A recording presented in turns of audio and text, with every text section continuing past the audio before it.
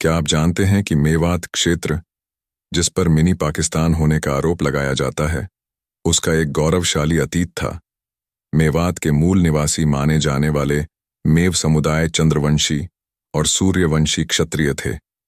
कुछ इतिहासकार उन्हें राजस्थान के मीणा और सिंध के मेड़े भी मानते हैं, जिनका इस्लामी आक्रमणकारियों के विरुद्ध लड़ने का इतिहास रहा है। फिर कैसे उन्होंने अपनी हिंदू पहचान खो दी और आज उन पर मिनी पाकिस्तान का आरोप लगाया जा रहा है। आइए इस पर दृष्टि डालें। ऐसा माना जाता है कि पहली बार तलवार की नोक पर धर्मांतरण कुतुबुद्दीन ऐबक के समय में आरंभ हुआ था और सूफी धर्मांतरण सैयद सालार मसूद गाजी की मृत्यु के बाद हुआ था, जिन्हें हिंदू राजा सुहेल देव ने मौत के घाट उतार दिया था। फारसी इतिहास में दर्ज मेवों और दिल्ली सुल्तानों के मध्य पहला बड़ा संघर्ष गयासुद्दीन बलबन के समय का था, जिनका वास्तविक नाम उलुग खान था और नासिरुद्दीन महमूद के शासनकाल के दौरान वह नासिरुद्दीन का वजीर था, जिसके हाथों में सल्तनत की बागडोर थी और नासिरुद्दीन उसके हाथों की कठपुतली मात्र था। और उस दौरान मेव समुदाय दिल्ली के सुल्तानों के लिए सबसे बड़ी चुनौती बन गए थे। दिल्ली के निकटवर्ती मार्गों पर लगातार मेवातियों द्वारा हमले किए जा रहे थे। यातायात चौपट हो चुका था। यही नहीं, जियाउद्दीन बर्नी के अनुसार मेवों का भय इतना था कि दिल्ली शहर के पश्चिमी द्वार दोपहर को बंद कर दिए जाते थे और इसके बाद कोई भी द्वार से बाहर जाने का साहस नहीं करता था, क्योंकि दोपहर के बाद मेवातियों के हमले शुरू हो जाते थे और रात तक जारी रहते थे। इसीलिए दिल्ली के सुल्तानों ने मेवातियों का उन्मूलन अपना कर्तव्य समझा। तारीख ए फरिश्ता हमें बताता है कि मेवाती को खत्म करने के 3 प्रयास हुए, जबकि जियाउद्दीन बर्नी ने केवल एक प्रयास का उल्लेख किया है। तारीख ए फरिश्ता के अनुसार 1247 ईस्वी में उल्लुग खान ने मेवातियों के खिलाफ जंग छेड़ दी और उन्हें कुचलने की कोशिश की, परंतु असफल रहा। इसलिए फिर 1260 ईस्वी में उल्लुग खान ने शिवालिक की पर्वत श्रृंखलाओं की ओर कूच किया, क्योंकि उसे सूचना मिली थी कि मेवात के राजा और राजपूतों ने वहां भारी सेना एकत्र कर ली थी और वे उनके लिए खतरा बन गए थे। जब उल्लुग खान शिवालिक की पहाड़ियों पर पहुंचा तो उसने देखा कि मेवाती पहाड़ियों की ऊंची चोटियों पर मजबूत स्थिति में थे एवं उसके लिए उनसे नीचे से लड़ना कठिन था। इसलिए उसने निकट के क्षेत्रों में लूटपाट की, खेतों को जला डाला, लोगों का कत्लेआम किया और ये क्रम 4 महीने तक जारी रहा। और फिर अंततः युद्ध हुआ, जब मेवाती दिल्ली के लश्कर से लड़ने के लिए पर्वतों से नीचे आए। युद्ध अत्यंत भीषण था, जो दिन भर जारी रहा। दोनों पक्षों में भारी प्राणहानि हुई। फरिश्ता के अनुसार हिंदू सेना ने मुसलमानों की एक बड़ी संख्या को मौत के घाट उतारा था। वहीं 10,000 हिंदू भी वीरगति को प्राप्त हुए थे और 200 लोगों को युद्धबंदी बनाया गया था, जिनमें से कई युद्धबंदियों का बाद में सिर कलम कर दिया गया और कुछ को सदा के लिए गुलामी के गर्त में झोंक दिया गया। यह रक्तपात मेवात के उन्मूलन का द्वितीय प्रयास था, किंतु अंतिम नहीं था। जब उल्लुग खान ने गयासुद्दीन बलबन की उपाधि धारण करके दिल्ली सुल्तान के रूप में गद्दी संभाली, तो वर्ष 1265 में उसने मेवातियों के विरुद्ध एक और अभियान का नेतृत्व किया, जिसमें उसने 1 लाख मेवातियों का नरसंहार किया और 100 मील की परिधि में समूचे वन क्षेत्र को काट दिया जहां मेवाती रहते हैं। हालांकि यह नरसंहार सुल्तान के लिए आसान नहीं था। बर्नी ने उल्लेख किया कि दिल्ली लश्कर के 1 लाख सैनिक मेवाती सेना द्वारा काल कवलित किए गए थे और इस पूरे अभियान में 1 वर्ष का समय लगा और सफलता के लिए सुल्तान ने अफगानों को बुलाया ताकि वे मेवाती हिंदुओं के सिर कुचलने के लिए सभी क्रूर तरीकों का इस्तेमाल कर सकें। और यह अफगान ही थे जिन्होंने जंगलों को साफ किया, उनके गांवों को जला दिया, हर आदमी को मार डाला और महिलाओं और बच्चों को गुलाम बना लिया। यह मेवाती हिंदुओं को खत्म करने का बहुत बड़ा प्रयास था, लेकिन फिर भी मेवाती हिंदू विलुप्त होने से बहुत दूर थे। यहां तक कि अलाउद्दीन खिलजी, जिसने 30,000 मेवातियों को मार डाला और उनके सिरों की मीनारें बना दी, वह ऐसा करने में असमर्थ था। लेकिन मेवाती हिंदू पहचान के लिए सबसे बड़ा झटका लगा फिरोज शाह तुगलक के समय में, जब मेवाती हिंदू लगातार तुगलकों से लड़ रहे थे। एक समय ऐसा आया जब तुगलक ने यदुवंश के राजा सोनपरपाल को शांति समझौते की पेशकश की। राजा सोनपरपाल ने उनके प्रस्ताव को स्वीकार कर लिया और उनके सहयोगी बन गए और फिरोज शाह तुगलक ने राजा सोनपर पाल को मेवात का वली बना दिया और शीघ्र ही राजा सोनपर पाल ने इस्लाम धर्म अपना लिया, जो तुगलकों के लिए एक बड़ी सफलता थी, क्योंकि जो काम वे तलवारों से न कर सके वो सूफियों द्वारा सहजता से कर दिया गया। ऐसा कहा जाता है कि सूफी नसीरुद्दीन चिराग दहलवी के प्रभाव में आकर राजा सोनपर पाल ने इस्लाम धर्म अपनाया था, और जब से राजा ने इस्लाम धर्म अपनाया, जनता ने उसका अनुसरण किया और मेवाती समुदाय के एक कुल का सामूहिक धर्मांतरण आरंभ हो गया, जिससे खानजादा वंश नामक मुस्लिम राजपूत वंश की स्थापना हुई, जिसनी नसों में राजपूत रक्त दौड़ रहा था, लेकिन वह रक्त अब इस्लाम की सेवा करने लगा था। ऐसा कहा जाता है कि राजा सोनपर पाल ने एक बार फिरोज शाह तुगलक को सिंह के हमले से बचाया था और अपने हाथों से सिंह के जबड़ों को फाड़कर सिंह को मार डाला था। यह घटना इस बात का भी प्रमाण है कि जो समुदाय कभी दिल्ली की सेना का विनाश करने के लिए चर्चित रहता था, वह आज तुगलक सुल्तान की जीवन रक्षा कर रहा था।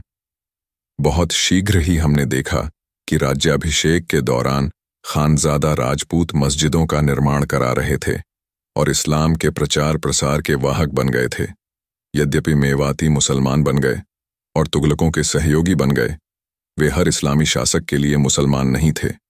तैमूर ने खुद अपनी आत्मकथा मुल्फुजात ए तैमूरी में उल्लेख किया है कि मेव मुसलमान जाट थे, लेकिन तैमूर के लिए वे सिर्फ राजमार्गों के डाकू और लुटेरे थे, और तैमूर को इस्लाम के प्रकाश में उनके नरसंहार का आदेश देने में कोई हिचकिचाहट नहीं हुई, और उसने सहस्त्रों मेवों की नृशंस हत्या भी करी। जैसे तैमूर ने मेवों को सच्चा मुसलमान नहीं माना, यह बात बहुत जल्द ही अन्य शासकों के लिए सच हो गई, और मेवाती खानजादा शासकों को दिल्ली के शासक के साथ कई युद्ध करने पड़े, जहां उन्होंने कई लोगों और क्षेत्रों को खो दिया। जब बहलोल लोदी के समय पुनः शांति समझौता हुआ, जिसके बाद वैवाहिक गठबंधन भी हुआ, जिसमें लोदी के दरबारी हुमायूं शेरवानी की बेटी ने खानजादा वंश के राजकुमार अलवल खान से निकाह किया, और फिर वे दिल्ली के सहयोगी बन गए। और अलवल खान का पुत्र हसन खान मेवाती और पोते नाहर खान था, जिसने पानीपत के प्रथम युद्ध में इब्राहिम लोदी के साथ दिया था। बाबरनामा में उल्लेख है कि बाबर ने नाहर खान को बंदी बना लिया था और हसन खान ने नाहर खान को रिहा करने के कई प्रयास किए, और अंत में बाबर उसे रिहा करने के लिए सहमत हो गया।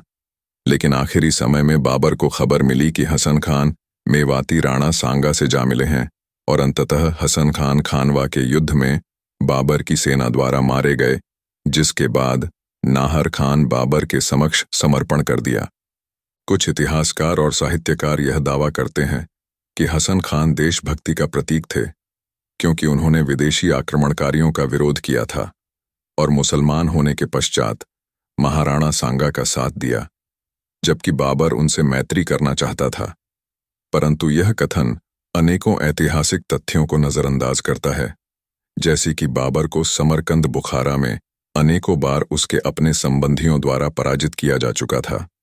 वहीं महाराणा सांगा एक अपराजित योद्धा थे, जिन्होंने मालवा गुजरात एवं लोदी सुल्तानों को भी मात दी थी, और यही कारण है कि हसन खान राणा सांगा का समर्थन करके बाबर को पराजित करने की आशा रखते थे, और इसी कारण से उन्होंने बाबर का साथ न देकर महाराणा का साथ दिया। हालांकि आपको यह जानकर आश्चर्य होगा कि नरसिंह मेव द्वारा रचित एक गाथा है, जिसका नाम हसन खान की कथा है, जिसमें हसन खान को रावण और बाबर को राम के रूप में दर्शाया गया है। हसन खान रावण बन गए क्योंकि उनके कारण खानाजादों को मेवात गंवाना पड़ा, और क्या अचंभा है कि बाबर जैसा व्यक्ति, जो तैमूर के वंश का दावा करता था, जिसने कई हजार मेवों को मार डाला था, उसे अब राम के रूप में देखा जाता था, क्योंकि बहुत शीघ्र ही खानजादा राजपूतों ने मुगलों के साथ वैवाहिक संबंध स्थापित कर लिए थे। हसन खान के भतीजे जमाल खान ने अपनी बड़ी बेटी का निकाह बैरम खान से कर दिया। बैरम खान की मृत्यु के बाद वह अकबर की बेगम बन गई। अब तक हमने देखा है कि कैसे मेवाती अपने राजनीतिक अस्तित्व के लिए लड़ते रहे। उन्होंने इस्लाम अपनाया, उन्होंने सुल्तानों और मुगलों के साथ शादियां की, लेकिन इस पूरी प्रक्रिया में सभ्यता की पहचान खत्म हो गई। मुगलों के पश्चात मेवात क्षेत्र जाट मराठों के नियंत्रण में आ गया और तत्पश्चात अंग्रेजों के अधीनस्थ हो गया। अंग्रेजों के एक मेजर पॉवलेट ने 1869 के अलवर गैजेटियर में मेवात के समाज से संबंधित कुछ तथ्यों को उजागर किया था। पॉवलेट ने उल्लेख किया था कि मेव नाम से मुस्लिम हैं, लेकिन उनके कुलदेवता हिंदू हैं। वे हिंदू और मुस्लिम दोनों त्योहार को मनाते हैं। वे निकाह की तारीख तय करने के लिए ब्राह्मण पुजारी से परामर्श करते हैं, लेकिन वे हिंदू मंदिर को भी लूटते हैं। और अगर पूछा जाए कि आप हिंदू होकर हिंदू मंदिर को कैसे नष्ट कर सकते हैं, तो वे कहते हैं कि आप देव हो सकते हैं, हम मेव हैं। इसका मतलब है कि उनकी हिंदू विरासत इस्लामी नियमों द्वारा मंदिर लूटने में बाधा नहीं बनती थी। विलियम हंटर के अनुसार वे हज पर न जाकर सैयद सालार मसूद गाजी की मज़ार पर जाना श्रेष्ठ मानते थे एवं वहां पर ली गई शपथ को सबसे अधिक बाध्यकारी मानते हैं। वे एक ही गोत्र में निकाह नहीं करते और उन्होंने अभी तक मुसलमानों की पोशाक नहीं अपनाई है। उनकी महिलाएं बुर्का नहीं पहनती थीं। पॉवलेट और विलियम हंटर द्वारा दिए गए तथ्यों से स्पष्ट है कि यद्यपि वे कई मायनों में हिंदू हैं, फिर भी इस्लामी परंपराओं को उखाड़ फेंकने के लिए अनिच्छुक थे। इस अनिच्छुकता का परिणाम हुआ इस्लामीकरण। जब मोहम्मद इलियास कांदलवी द्वारा तबलीगी जमात आंदोलन मेवात से शुरू हुआ और इस आह्वान के साथ शुरू हुआ कि मेवातियों को सच्चा मुसलमान बनने के लिए पैगंबर मोहम्मद के आचरण का अनुसरण करना होगा। पूर्व में वे इस्लामी परंपराओं को उखाड़ फेंकने में अनिच्छा दिखाते थे। अब आंदोलन उनके सामने खड़ा था और तर्क दे रहा था कि सनातन धर्म और इस्लाम दोनों साथ साथ नहीं चल सकते। अपने पूर्वज बुत परस्त हिंदू की विरासत त्यागो और इस्लामी को पूर्णतः अपनाओ। और तबलीगी जमात अपने मिशन में काफी हद तक सफल रहा। और क्योंकि तबलीगी जमात देवबंद विचारधारा का पालन करती थी और देवबंद पाकिस्तान के विचार का विरोध करता था, क्योंकि उनका मानना था कि हिंदुस्तान वह भूमि है जहां दिल्ली के सुल्तानों और मुगलों ने वर्षों तक शासन किया था, इसलिए हमें पंजाब और बंगाल के छोटे से टुकड़े से संतुष्ट नहीं होना चाहिए। और इसलिए उनके नेताओं ने मेवातियों को पाकिस्तान जाने से रोकने का प्रयास किया। प्रसिद्ध मेवाती नेता चौधरी यासीन खान ने महात्मा गांधी के द्वारा मेवातियों से सामूहिक पलायन रोकने की अपील करवाई थी। और जब महात्मा गांधी ने कहा कि मेवाती इस देश की रीढ़ हैं, तो सामूहिक पलायन रुक गया। हालांकि फिर भी अनेकों लोग पाकिस्तान चले गए थे और आज का मेवात हमारे समक्ष है, जिसके संबंध में सेवानिवृत्त जिला एवं सत्र न्यायाधीश पवन कुमार ने अनौपचारिक रूप में अपनी रिपोर्ट के निष्कर्षों को संक्षेपित करते हुए कहा था। मेवात में मुसलमानों द्वारा हिंदू दलितों पर औरंगजेब जैसे अत्याचार किए जा रहे हैं। रिपोर्ट में हिंदू लड़कियों के अपहरण, बलात्कार, बलपूर्वक धर्म परिवर्तन के कई मामलों का उल्लेख है और बताया गया है कि कैसे कानून के डर के बिना यह सब खुलेआम हो रहा है। इतना ही नहीं, इस रिपोर्ट में स्पष्ट रूप से उल्लेख किया गया है कि 103 गांवों में शून्य हिंदू आबादी है और 82 गांवों में 4 या 5 हिंदू परिवार हैं जो विलुप्त होने के कगार पर हैं। यह है मेवात, जहां NIA को लश्कर-ए तैयबा से संबंध मिलते हैं। गौहत्या पर प्रतिबंध के बावजूद गोमांस खाना 90 गांव में सामान्य है। लेकिन हमें मेवात के इस्लामीकरण का भान तब होता है जब मेवात नूह में योजनाबद्ध रूप से दंगे होते हैं। एक समुदाय जो कभी बलभन जैसे इस्लामी सुल्तान के लिए नासूर बन गया था, अब उसी क्षेत्रों में हुए इस्लामीकरण के कारण हिंदू पलायन कर रहे हैं। यह सैयद सालार मसूद, निजामुद्दीन चिराग दहलवी से शुरू हुए धर्मांतरण का प्रभाव है, जिसे तबलीगी जमात द्वारा मजबूत किया गया था। अगर आप सहमत हैं तो कृपया कमेंट करें। यदि विश्लेषण तथ्यात्मक लगा तो लाइक करें, शेयर करें और यदि ऐसे विश्लेषण और देखना चाहते हैं तो सब्सक्राइब करें।